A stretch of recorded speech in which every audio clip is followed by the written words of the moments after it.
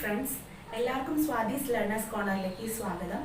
ഇന്ന് നമ്മൾ ഡിസ്കസ് ചെയ്യാൻ പോകുന്നത് +2 ഫിസിക്സിൻ്റെ തേർഡ് ചാപ്റ്ററായ കറണ്ട് ഇലക്ട്രിസിറ്റി എന്ന ടോപ്പിക്കിലെ പാർട്ട് 2 വീഡിയോയാണ്. അപ്പോൾ പാർട്ട് 1 വീഡിയോ നേരത്തെ ചെയ്തിരുന്നു. അപ്പോൾ അത് കണ്ടിട്ടില്ലാത്തവർ ദയവായി അത് കാണുക. അത് കണ്ടതിന് ശേഷം പാർട്ട് 2 വീഡിയോയിലേക്ക് വരിക. പാർട്ട് 2 വീഡിയോൻ്റെ ഡിസ്ക്രിപ്ഷൻ ബോക്സിൽ പാർട്ട് 1ൻ്റെ ലിങ്ക് ഇട്ടിട്ടുള്ളത്. അപ്പോൾ നിങ്ങളെല്ലാവരും ആ വീഡിയോ കാണുക. എന്തെങ്കിലും ഡൗട്ട് ഉണ്ടെങ്കിൽ നിങ്ങൾ കമൻറ്റ് ചെയ്യാവുന്നതാണ്. ഒപ്പം തന്നെ ചാനൽ സബ്സ്ക്രൈബ് ചെയ്യുക, ഷെയർ ചെയ്യുക, ബെൽ ബട്ടൺ അമർത്തുക. നമ്മളപ്പോൾ പാർട്ട് 2 വീഡിയോ സ്റ്റാർട്ട് ചെയ്യുകയാണ്. അപ്പോൾ നമ്മൾ ഇന്ന് ഡിസ്കസ് ചെയ്യാൻ പോകുന്ന ടോപ്പിക്സ് ഏതൊക്കെയാണെന്ന് പറഞ്ഞാൽ റെസിസ്റ്റിവിറ്റി, കണ്ടക്ടിവിറ്റി, അതുപോലെ കണ്ടക്റ്റൻസ്, പിന്നെ ഡ്രിഫ്റ്റ് വെലോസിറ്റി, മൊബിലിറ്റി എന്നീ ടോപ്പിക്കുകളായിരിക്കും നമ്മൾ ഈ പാർട്ട് 2 വീഡിയോയിൽ ഡിസ്കസ് ചെയ്യാൻ പോകുന്നു. കഴിഞ്ഞ ക്ലാസ്സിൽ നമ്മൾ പറഞ്ഞു നിർത്തിയത് റെസിസ്റ്റൻസിനെ കുറിച്ചായിരുന്നു അല്ലേ? അപ്പം നമ്മൾ റെസിസ്റ്റൻസിൽ നിന്ന് നമുക്ക് റെസിസ്റ്റിവിറ്റി എന്നൊരു പുതിയ ടേം നമുക്ക് കിട്ടുകയുണ്ടായി അല്ലേ? അപ്പം ആ റെസിസ്റ്റിവിറ്റിയെ കുറിച്ചാണ് നമ്മൾ ഇന്ന് ആദ്യം പറയാൻ പോകുന്നത്. റെസിസ്റ്റിവിറ്റി നമ്മൾ റെപ്രസെൻറ്റ് ചെയ്യുന്ന ലെറ്റർ റോ വെച്ചിട്ടാണ് നമ്മൾ റെസിസ്റ്റിവിറ്റി റെപ്രസെൻറ്റ് ചെയ്യുന്നത്. ഇനി നമുക്ക് ഓംസ് ലോയുടെ ഇക്വേഷനിൽ നിന്നും അതുപോലെ റെസിസ്റ്റൻസിനെ ഡിപ്പെൻഡ് ചെയ്യുന്ന ഫാക്ടേഴ്സിൽ നിന്നും റെസിസ്റ്റൻസിന് നമുക്കൊരു ഇക്വേഷൻ ഉണ്ടാക്കിയിരുന്നു. ആ റെസിസ്റ്റൻസിൻ്റെ ഇക്വേഷൻ ഞാനിവിടെ എഴുതാം. Resistance R equal to rho into L by A എന്നാണ് നമുക്ക് കിട്ടിയത്. റെസിസ്റ്റൻസിനുള്ള ഇക്വേഷനാണ് നമ്മൾ R equal to rho into L by A. അതിൽ റോ ആണ് നമ്മുടെ റെസിസ്റ്റിവിറ്റി എന്ന് പറയുന്നത്. ഇനി നമുക്ക് ഇതിൽ നിന്ന് ഈ ഇക്വേഷനിൽ നിന്ന് റോ എന്ത് വരുമെന്ന് നോക്കാം. റോ എങ്ങനെ എഴുതാൻ പറ്റും? Rho equal to R into A by L എന്ന് നമുക്ക് എഴുതാം അല്ലേ? എനെ നമ്മൾ ക്രോസ് മൾട്ടിപ്ലൈ ചെയ്യും. ഇതാണ് റോയ്ക്കുള്ള ഇക്വേഷൻ എന്ന് പറയുന്നത്. റോ എന്ന് പറഞ്ഞാൽ R into A by L ആണ്. ഇനി നമുക്ക് ഈ റോയ്ക്ക് ഒരു ഡെഫിനിഷൻ വേണം. എന്താണ് റോ എന്ന് നമുക്ക് കണ്ടുപിടിക്കണം. അതിനുവേണ്ടി ഞാനിവിടെ സർട്ടൻ കണ്ടീഷൻസ് അപ്ലൈ ചെയ്യാൻ പോവുകയാണ്. അതായത് ഫസ്റ്റ് കേസ് എന്ന് പറഞ്ഞാൽ ഞാനൊരു കണ്ടക്ടർ എടുക്കുവാണ്. ആ കണ്ടക്ടർ എങ്ങനെയുള്ളതാണ്? ആ കണ്ടക്ടറിൻ്റെ ലെങ്ത് എന്ന് പറയുന്നത് 1 മീറ്റർ ആയിട്ടാണ് എടുക്കുന്നത്. അപ്പം കണ്ടീഷൻ 1 എന്ന് പറഞ്ഞാൽ length of the conductor is taken as 1 metre. ഇനി അടുത്ത കണ്ടീഷൻ എന്ന് പറഞ്ഞാൽ ആ കണ്ടക്ടറിന്റെ ഏരിയ ഓഫ് ക്രോസ് സെക്ഷൻ എന്ന് പറയുന്നത് 1 മീറ്റർ സ്ക്വയർ ആയിരിക്കും. സെക്കൻഡ് കണ്ടീഷൻ ആണ് ഏരിയ ഈസ് 1 മീറ്റർ സ്ക്വയർ. അതായത് യൂണിറ്റ് ലെങ്ത്തും യൂണിറ്റ് ക്രോസ് സെക്ഷണൽ ഏരിയയുമുള്ള ഒരു കണ്ടക്ടറാണ് കൺസിഡർ ചെയ്യുന്നതെന്നിരിക്കട്ടെ. ഇനി നമ്മൾ ഈ ഇക്വേഷനിലേക്ക് ഈ എല്ലിൻ്റെയും എൻ്റെയും വാല്യൂസ് സബ്സ്റ്റിറ്റ്യൂട്ട് ചെയ്ത് കൊടുക്കാൻ പോവാം. അപ്പോൾ നമുക്ക് എങ്ങനെ എഴുതാം? Rho equal to R into എക്ക് പകരം എന്താ 1 വരും, എല്ലിന് പകരം 1 വരും. അപ്പം 1 ബൈ 1 എന്ന് പറയുന്നത് 1 ആയി പോകും. അപ്പം നമുക്ക് ഫൈനലി എന്ത് എഴുതാൻ പറ്റും? റോ ഈക്വൽ ടു എ എന്ന് തന്നെ എഴുതാൻ പറ്റും അല്ലേ? റോ ഈക്വൽ ടു എ എന്ന് തന്നെ എഴുതാൻ പറ്റും. അതായത് ഞാനൊരു കണ്ടക്ടർ എടുത്തു. ആ കണ്ടക്ടറിന്റെ ലെങ്ത് എന്ന് പറയുന്നത് 1 മീറ്റർ ആയിരുന്നു. ഏരിയ ഓഫ് ക്രോസ് സെക്ഷൻ എന്ന് പറയുന്നത് 1 മീറ്റർ സ്ക്വയർ ആയിരുന്നു. ആ കേസിൽ അതിന്റെ റെസിസ്റ്റൻസ് എന്താണ്? അതിന്റെ റെസിസ്റ്റിവിറ്റി ആയി മാറി. അപ്പം നമുക്ക് റെസിസ്റ്റിവിറ്റിയെ എങ്ങനെ ഡിഫൈൻ ചെയ്യാം? Resistivity of a conductor is defined as the resistance itself when the conductor has unit length and unit area of cross section അല്ലേ? അതായത് യൂണിറ്റ് ഏരിയയും യൂണിറ്റ് ലെങ്ത്തുമുള്ള ഒരു കണ്ടക്ടർ എടുത്താൽ ആ കണ്ടക്ടറിന്റെ റെസിസ്റ്റൻസ് എന്താണോ അത് തന്നെയാണ് അതിന്റെ എന്തെന്ന് പറയുന്നത്? റെസിസ്റ്റിവിറ്റി എന്ന് പറയുന്നത്. അപ്പോൾ ഇതാണ് റെസിസ്റ്റിവിറ്റിക്കുള്ള ഡെഫിനിഷൻ. ഇനി നമുക്ക് റെസിസ്റ്റിവിറ്റിയുടെ യൂണിറ്റ് കാൽക്കുലേറ്റ് ചെയ്യണം. യൂണിറ്റ് കാൽക്കുലേറ്റ് ചെയ്യാൻ നമുക്ക് ഡയറക്റ്റ് ഈ ഇക്വേഷൻ നോക്കിക്കഴിഞ്ഞാൽ തന്നെ നമുക്ക് യൂണിറ്റ് കണ്ടെത്താൻ പറ്റും. അതായത് ഈ ഡെഫിനിഷൻ എന്താണ്? Rho equal to R into A by L ആണ് റെസിസ്റ്റിവിറ്റിയുടെ ഡെഫിനിഷൻ എന്ന് പറയുന്നത്. അപ്പോൾ നമ്മൾ ഓരോന്നിനും യൂണിറ്റ് സബ്സ്റ്റിറ്റ്യൂട്ട് ചെയ്ത് കൊടുക്കുക അല്ലേ? അപ്പോൾ ആറിന്റെ യൂണിറ്റ് എന്താ വരുന്നത്? ഓം ആണ് ആറിന്റെ യൂണിറ്റ് എന്ന് പറയുന്നത്. ഏരിയയുടെ യൂണിറ്റോ മീറ്റർ സ്ക്വയർ ആണ് ഏരിയയുടെ SI യൂണിറ്റ് എന്ന് പറയുന്നത്. ലെങ്ത്തിന്റെ ആണെങ്കിൽ മീറ്റർ ആണ് യൂണിറ്റ് എന്ന് പറയുന്നത്. ഇനി താഴെ മീറ്റർ ഉണ്ട്, മുകളിൽ ഒരു മീറ്റർ ഉണ്ട്, അത് ക്യാൻസൽ ആയി പോകും. അപ്പോൾ ഫൈനലി വരുന്ന SI യൂണിറ്റ് എന്ന് പറയുന്നത്, റെസിസ്റ്റിവിറ്റിയുടെ SI യൂണിറ്റ് എന്ന് പറയുന്നത് ഓം മീറ്റർ ആണ് റെസിസ്റ്റിവിറ്റിയുടെ SI യൂണിറ്റ് എന്ന് പറയുന്നത്. അപ്പോൾ ഇത്രയും കാര്യങ്ങളാണ് റെസിസ്റ്റിവിറ്റിയെ കുറിച്ച് പറയാനുള്ളത്. റെസിസ്റ്റിവിറ്റിയുടെ ഡെഫിനിഷൻ എന്താണെന്ന് പറഞ്ഞാൽ it is the resistance offered by the conductor itself when a length of 1 meter and area of cross section 1 meter square is taken. ഇതിന്റെ യൂണിറ്റ് വരുന്നത് ഓം മീറ്ററിലാണ് വരുന്നത്. ഇനി റെസിസ്റ്റിവിറ്റിക്ക് ഒരു പ്രത്യേകത ഉണ്ട്. Resistivity is independent independent of area and length ആണ്. അതായത് നമ്മളൊരു കണ്ടക്ടർ എടുത്തു കഴിഞ്ഞാൽ ആ കണ്ടക്ടറിന്റെ ലെങ്തിനെയോ ഏരിയയോ റെസിസ്റ്റിവിറ്റി ഡിപ്പെൻഡ് ചെയ്യുന്നില്ല. അതായത് ലെങ്ത് മാറിയാൽ റെസിസ്റ്റിവിറ്റി മാറില്ല, ഏരിയ മാറിയാൽ റെസിസ്റ്റിവിറ്റി മാറില്ല. പിന്നെ എന്ത് മാറിയാലാണ് റെസിസ്റ്റിവിറ്റി മാറുന്നത്? റെസിസ്റ്റിവിറ്റി മാറുന്നത് എപ്പോൾ മാത്രമാണ്? നേച്ചർ ഓഫ് മെറ്റീരിയൽ മാറിയാലും ടെമ്പറേച്ചർ മാറിയാലും മാത്രമേ എന്ത് മാറുന്നുള്ളൂ? റെസിസ്റ്റിവിറ്റി മാറുന്നുള്ളൂ. അപ്പൊ റെസിസ്റ്റിവിറ്റി ഡിപ്പെൻഡ് ചെയ്യുന്ന രണ്ട് ഫാക്ടേഴ്സ് എന്ന് പറഞ്ഞാൽ നേച്ചർ ഓഫ് മെറ്റീരിയലും ടെമ്പറേച്ചറുമാണ്. ഫസ്റ്റ് ഫാക്ടർ ആണ് നേച്ചർ ഓഫ് മെറ്റീരിയൽ.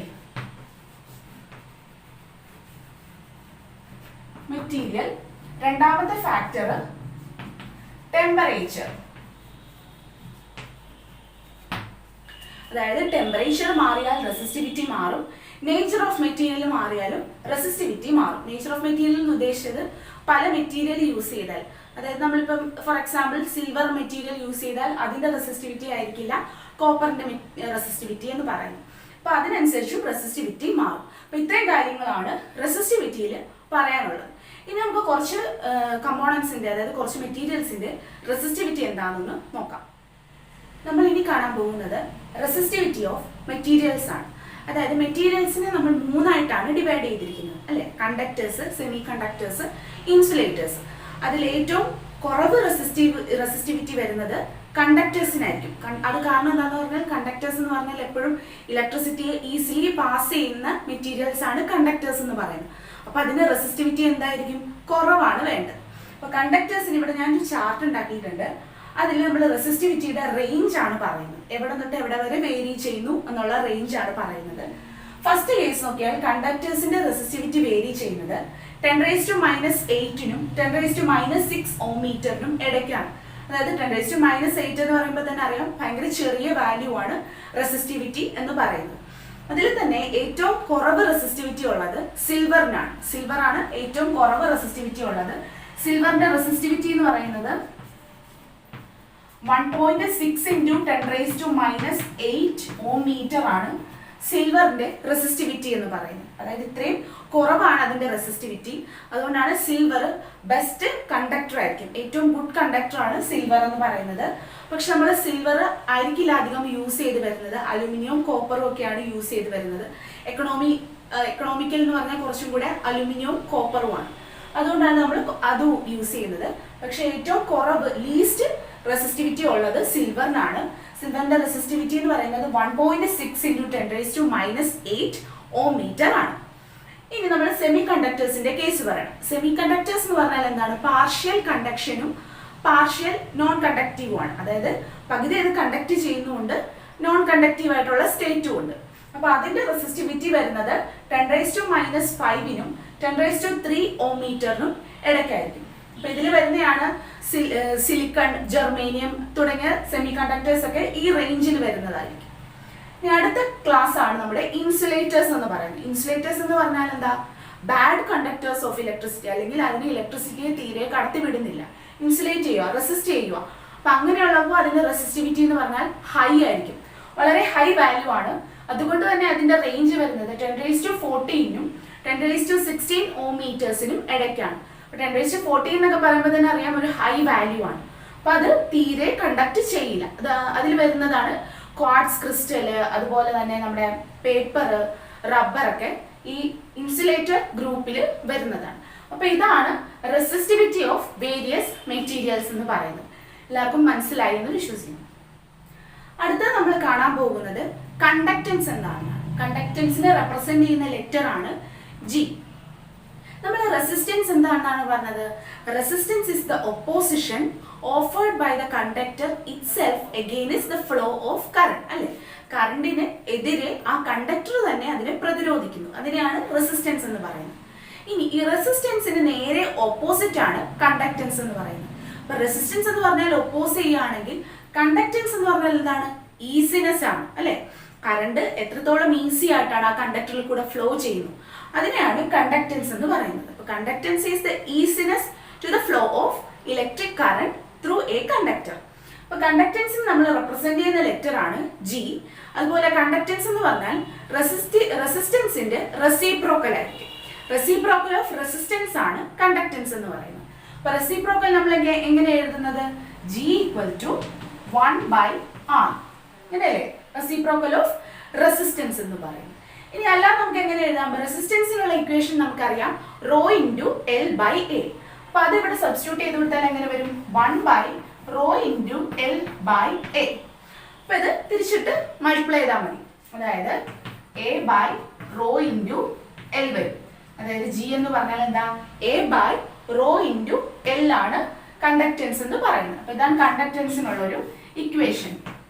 നമുക്ക് ഇതിന്റെ യൂണിറ്റ് എങ്ങനെ കണ്ടുപിടിക്കാം? നമ്മൾ പറഞ്ഞു കണ്ടക്റ്റൻസ് എന്ന് പറഞ്ഞാൽ എന്താ? റെസിപ്രോക്കൽ ഓഫ് റെസിസ്റ്റൻസ് അല്ലേ? റെസിസ്റ്റൻസിന്റെ യൂണിറ്റ് നമുക്കറിയാം എന്താണെന്ന്, ഓം ആണെന്ന് അറിയാം. അപ്പൊ 1/ഓം ആണ് എന്തിന്റെ യൂണിറ്റ് എന്ന് പറയുന്നത്? കണ്ടക്റ്റൻസിന്റെ യൂണിറ്റ് എന്ന് പറയുന്നത്. അല്ലെങ്കിൽ നമുക്ക് അതിനെ എങ്ങനെ എഴുതാം? ഓം ഇൻവേഴ്സ് എന്ന് എഴുതാം അല്ലേ? 1/ഓം എന്ന് പറഞ്ഞാൽ ഓം ഇൻവേഴ്സ് എന്ന് എഴുതാം. അതല്ലെങ്കിൽ നമുക്ക് ഇതിനെ തിരിച്ചെഴുതാം. ഓമിനെ തിരിച്ച് വലത്തെ സൈഡിലേക്ക് എഴുതാം. അതായത് MHO മോ എന്ന് എഴുതാം. MHO ഇതും എന്തിന്റെ യൂണിറ്റ് ആണ്? കണ്ടക്റ്റൻസിന്റെ യൂണിറ്റ് ആണ്.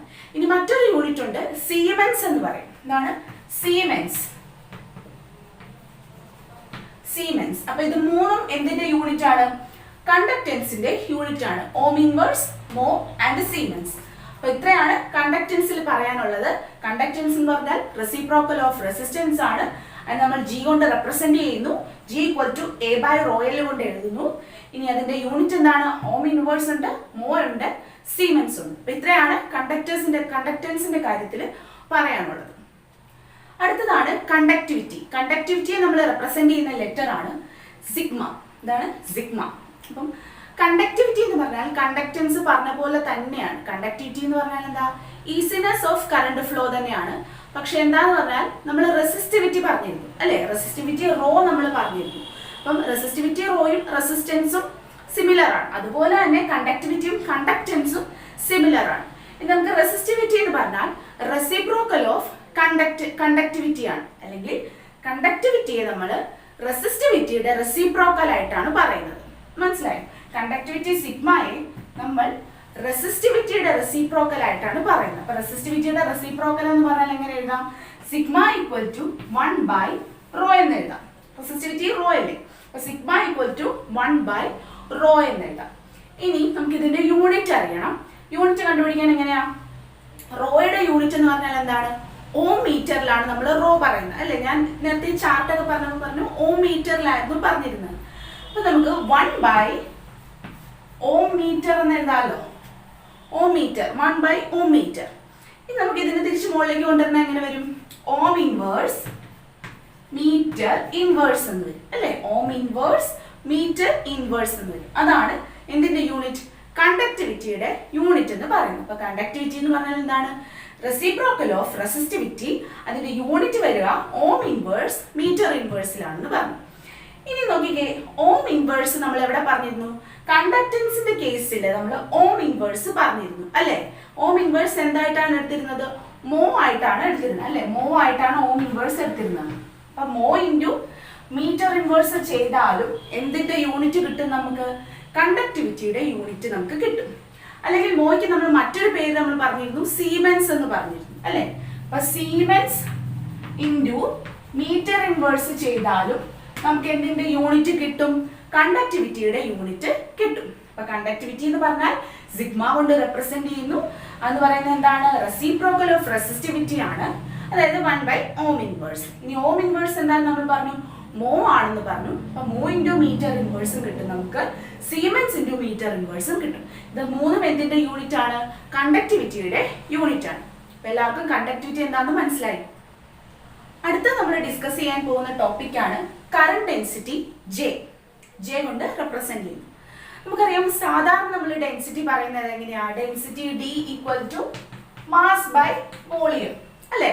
അതായത് ഒരു യൂണിറ്റ് വോളിയത്തിലുള്ള മാസ്, എന്ത് പാർട്ടിക്കിൾ എടുത്തോ അതിന്റെ ഒരു യൂണിറ്റ് വോളിയം എടുത്താൽ അല്ലെങ്കിൽ 1 ലിറ്റർ വെള്ളം എടുത്താൽ അതിനകത്തുള്ള മാസ് ആണ് അതിന്റെ ഡെൻസിറ്റി എന്ന് പറയുന്നത്. സിമിലർ ആയിട്ട് നമുക്ക് കറന്റ് ഡെൻസിറ്റിയെ പറയാം. അതിനുവേണ്ടി ഞാൻ ഒരു കണ്ടക്ടർ ഇവിടെ എടുക്കുകയാണ്. ഇതൊരു കണ്ടക്ടർ ആണെന്ന് ഇരിക്കട്ടെ. സപ്പോസ് കോപ്പർ വയർ എടുത്തു. അപ്പൊ നമ്മൾ വയർ എടുക്കുകയാണ്. വയർ ഒരു പർട്ടിക്കുലർ നീളത്തിലും പർട്ടിക്കുലർ ഏരിയ ഓഫ് ക്രോസ് സെക്ഷനിലുമുള്ള വയറാണ് എടുത്തിരിക്കുന്നത്. അപ്പൊ അത് ഫുള്ളി എന്തായിരിക്കും? കോപ്പർ ആയിരിക്കും അല്ലെ? ഇനി അതിനകത്ത് ഞാൻ 1 metre area, 1 metre square area എടുക്കുക. ഇതാണ് 1 മീറ്റർ സ്ക്വയർ ഏരിയ എന്ന് പറയുന്നത്. അതിനകത്തൊരു ചെറിയൊരു ഏരിയ 1 മീറ്റർ സ്ക്വയർ ഏരിയ എടുത്തു. ഇനി ഈ 1 മീറ്റർ സ്ക്വയർ ഏരിയയിൽ കൂടെ പർട്ടിക്കുലർ ഒരു കറണ്ട് ഫ്ലോ ചെയ്തു. 1 മീറ്റർ ഇതിൽ കറണ്ട് ഫ്ലോ ചെയ്യുന്നുണ്ടെങ്കിൽ ആ 1 മീറ്റർ ഏരിയയിൽ കൂടെ എന്ത് ഫ്ലോ ഉണ്ടാവും? കറണ്ട് ഫ്ലോ ഉണ്ടാവും. ആ കറണ്ട് ഫ്ലോനെയാണ് നമ്മൾ കറണ്ട് ഡെൻസിറ്റി എന്ന് പറയുന്നത്. അതായത് 1 മീറ്റർ സ്ക്വയർ ഏരിയയിലുള്ള ഒരു കണ്ടക്ടറിൽ കൂടെ ഒഴുകുന്ന കറണ്ട്, അതിനെയാണ് കറണ്ട് ഡെൻസിറ്റി J എന്ന് പറയുന്നത്. അപ്പൊ നമുക്ക് സാധാരണ ഡെൻസിറ്റിയുടെ ഇക്വേഷൻ പോലെ തന്നെ നമുക്ക് ജെയും എഴുതാം. എങ്ങനെ എഴുതാൻ പറ്റും? J equal to I by area എടുക്കുന്നതുകൊണ്ട് എന്ത് വരും? I ബൈ A വരും അല്ലേ? J equal to I by A ആണ് കറണ്ട് ഡെൻസിറ്റി. ഓക്കെ, ഇനി നമുക്ക് ഇതിന്റെ യൂണിറ്റ് കണ്ടുപിടിക്കാം. യൂണിറ്റ് എങ്ങനെയാ വരുന്നേ? കറണ്ടിന്റെ യൂണിറ്റ് എന്താണ്? ആംപിയർ ആണ് കറണ്ടിന്റെ യൂണിറ്റ്. ഏരിയയുടെ യൂണിറ്റ്, ഏരിയയുടെ SI യൂണിറ്റ് വരുന്നത് മീറ്റർ സ്ക്വയറിലാണ് വരുന്നത്. അപ്പൊ ആംപിയർ പെർ മീറ്റർ സ്ക്വയർ ആയിരിക്കും എന്തിന്റെ യൂണിറ്റ് എന്ന് പറയുന്നത്? കറണ്ട് ഡെൻസിറ്റിയുടെ യൂണിറ്റ് എന്ന് പറയുന്നത്. അപ്പൊ കറണ്ട് ഡെൻസിറ്റി എന്ന് പറഞ്ഞാൽ റെപ്രസെന്റ് ചെയ്യുന്ന ലെറ്റർ J ആണ്. കറണ്ട് ഡെൻസിറ്റി എങ്ങനെ എഴുതാം? It is defined as the current flowing through 1 metre square cross sectional area of a conductor. ഇനി അതിനെ നമുക്ക് ഇക്വേഷൻ ആയിട്ട് എങ്ങനെ എഴുതാം? J equal to I by A. ഇനി അതിന്റെ യൂണിറ്റ് എങ്ങനെ വരും? ആംപിയർ പെർ മീറ്റർ സ്ക്വയറിലാണ് കറണ്ട് ഡെൻസിറ്റിയുടെ യൂണിറ്റ് വരുന്നത്. ഇത് നമ്മൾ എന്തിനാണ് കണ്ടുപിടിക്കുന്നതെന്ന് വെച്ചാൽ നമുക്ക് ഒരുപാട് പ്രോബ്ലംസും അതുപോലെ നമുക്കിനി വരും ക്ലാസ്സുകളിൽ കുറെ ഇക്വേഷൻസ് ഒക്കെ ഡിഫൈൻ ചെയ്യാനുണ്ട്. അപ്പൊ നമ്മൾ അവിടെയൊക്കെ നമ്മൾ കറണ്ട് ഡെൻസിറ്റിയാണ് യൂസ് ചെയ്യുന്നത്. അതിന് വേണ്ടിയിട്ടാണ് ജസ്റ്റ് ഒന്ന് കറണ്ട് ഡെൻസിറ്റി എന്താന്ന് പറഞ്ഞു തന്നത്. എല്ലാവർക്കും മനസ്സിലായെന്ന് വിചാരിക്കുന്നു. അപ്പൊ നമുക്ക് അടുത്ത ടോപ്പിക്കിലേക്ക് പോകാം. അടുത്തൊരു ടോപ്പിക്കിലേക്ക് നമ്മൾ പോവാണ്. ഇതൊരു റിലേഷൻ ആണ്. ഒരു കറണ്ട് ഡെൻസിറ്റിയും റെസിസ്റ്റിവിറ്റിയും അല്ലെങ്കിൽ കണ്ടക്ടൻസും തമ്മിലുള്ള ഒരു റിലേഷനാണ് നമ്മൾ ഇതിൽ പറയാൻ പോകുന്നത്. അതിനുവേണ്ടി ഞാനൊരു കണ്ടക്ടർ എടുത്തു. അതാണ് ഒരു കണ്ടക്ടർ കാണിച്ചിരിക്കുന്നത്. ഈ കണ്ടക്ടറിൽ കൂടെ I കറണ്ട് ഫ്ലോ ചെയ്യുന്നുണ്ട്. കണ്ടക്ടറെ നമ്മൾ എക്സ്റ്റേണൽ ഒരു സെല്ലുമായിട്ട് കണക്ട് ചെയ്തിട്ടുണ്ട്. അവിടെ ഉണ്ടാകുന്ന വോൾട്ടേജ് ആണ് V. ഇനി ഈ കണ്ടക്ടറിന്റെ ലെങ്ത് നമ്മൾ എടുത്തിരിക്കുന്നത് L ആണ്. അതിന്റെ area of cross section A ആണ്. അങ്ങനെയെങ്കിൽ ഈ വോൾട്ടേജ് നമ്മൾ ഇവിടെ അപ്ലൈ ചെയ്യുമ്പോൾ അല്ലെങ്കിൽ ഒരു സെല്ല് കണക്ട് ചെയ്യുമ്പോൾ ഈ സർക്യൂട്ടിൽ കൂടെ ഒരു ഇലക്ട്രിക് ഫീൽഡ് ഉണ്ടാവും. അതായത് ഈ കണ്ടക്ടർ ഒരു ഇലക്ട്രിക് ഫീൽഡിന്റെ പ്രസൻസിലായിരിക്കും ഇരിക്കുക. അതിനെ നമ്മൾ എന്ത് പറഞ്ഞു? E എന്ന് പറഞ്ഞ് റെപ്രസെന്റ് ചെയ്തു. നമുക്കറിയാം ഓംസ് ലോ പ്രകാരം ഇവിടെ ഉണ്ടാവുന്ന വോൾട്ടേജ് എന്ന് പറഞ്ഞാൽ എന്തായിരിക്കും? I ഇൻറ്റു R ആയിരിക്കും അല്ലെ? വോൾട്ടേജ് V നമുക്ക് എങ്ങനെ എഴുതാം? I ഇൻറ്റു R എന്ന് എഴുതാം. I അതിലെ കൂടെയുള്ള കറണ്ടും R ആ കണ്ടക്ടറിന്റെ റെസിസ്റ്റൻസും. നമ്മൾ ആറിന്റെ ഒരു ഇക്വേഷൻ കണ്ടുപിടിച്ച് വെച്ചിട്ടുണ്ട്. R equal to rho into L by A. അതിവിടെ സബ്സ്റ്റിറ്റ്യൂട്ട് ചെയ്ത് കൊടുക്കാം. അപ്പൊ നമുക്ക് എങ്ങനെ വരും? V equal to I into rho into L by A എന്ന് വരും അല്ലേ? I into rho into L by A. ഇതവിടെ നിൽക്കട്ടെ. നമ്മൾ ഫസ്റ്റ് ഇക്വേഷൻ ആയിട്ട് എടുക്കുകയാണ്. ഇനി നമ്മൾ രണ്ടാമതൊരു കേസ് എടുക്കുവാണ്. അതായത് നിങ്ങൾ സെക്കൻഡ് ചാപ്റ്ററിൽ, നിങ്ങളുടെ ഫിസിക്സിന്റെ സെക്കൻഡ് ചാപ്റ്ററിൽ നിങ്ങൾ പഠിച്ചിട്ടുണ്ടാവും. പൊട്ടൻഷ്യൽ ഡിഫറൻസ് എന്ന് പറഞ്ഞാൽ E ഇൻറ്റു ഡി എക്സ് എന്ന് പറഞ്ഞാൽ നമ്മളൊരു ഇക്വേഷൻ പഠിച്ചിട്ടുണ്ട്. അതായത് dV equal to E dot D X എന്ന് നിങ്ങൾ പഠിച്ചിട്ടുണ്ടാവും.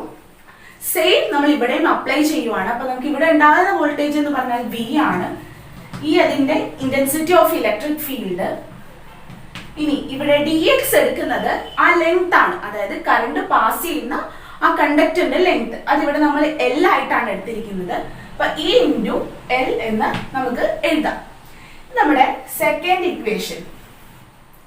ഇനി ഫസ്റ്റ് ഇക്വേഷനിലും സെക്കൻഡ് ഇക്വേഷനിലും LHS രണ്ടും സെയിം ആണ്. അപ്പൊ നമുക്ക് RHSകൾ തമ്മിൽ എന്ത് ചെയ്യാം? ഇക്വേറ്റ് ചെയ്യാം. അപ്പൊ RHSകൾ തമ്മിൽ ഇക്വേറ്റ് ചെയ്യുമ്പോൾ എങ്ങനെ വരും? I into rho L by A equal to E into L എഴുതാലോ. ഇനി രണ്ട് സൈഡിലും എന്തുണ്ട് കോമൺ? ലെങ്ത് കോമൺ ആണ്. അത് ക്യാൻസൽ ആയി പോകും. എല്ലും ക്യാൻസൽ ആയി പോയി.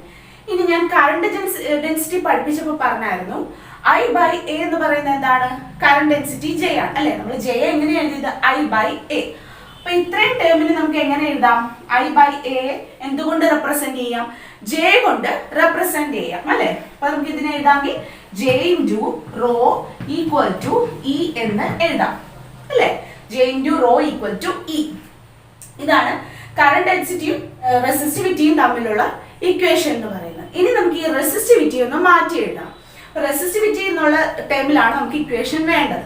അതിനുവേണ്ടി റെസിസ്റ്റിവിറ്റി ഇവിടെ നിർത്തി കഴിഞ്ഞാൽ rho equal to E by J എന്ന് എഴുതാം അല്ലേ, ഇ ബൈ ജെ.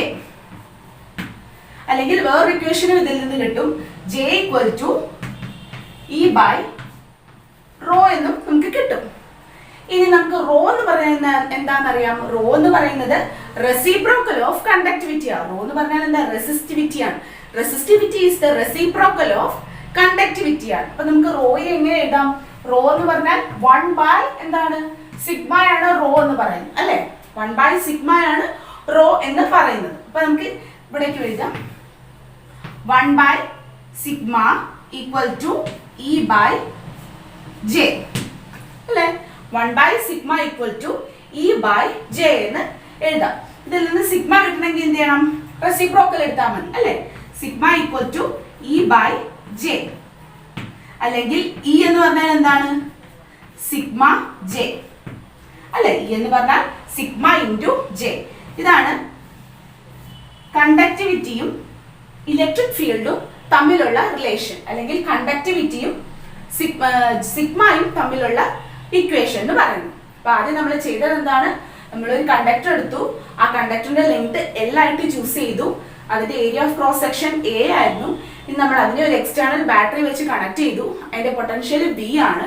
അപ്പൊ അതിലേക്ക് കൂടെ ഒരു കറണ്ട് ഫ്ലോ നടന്നു, ആ കറണ്ട് ഫ്ലോയെ I കൊണ്ട് റെപ്രസെന്റ് ചെയ്തു.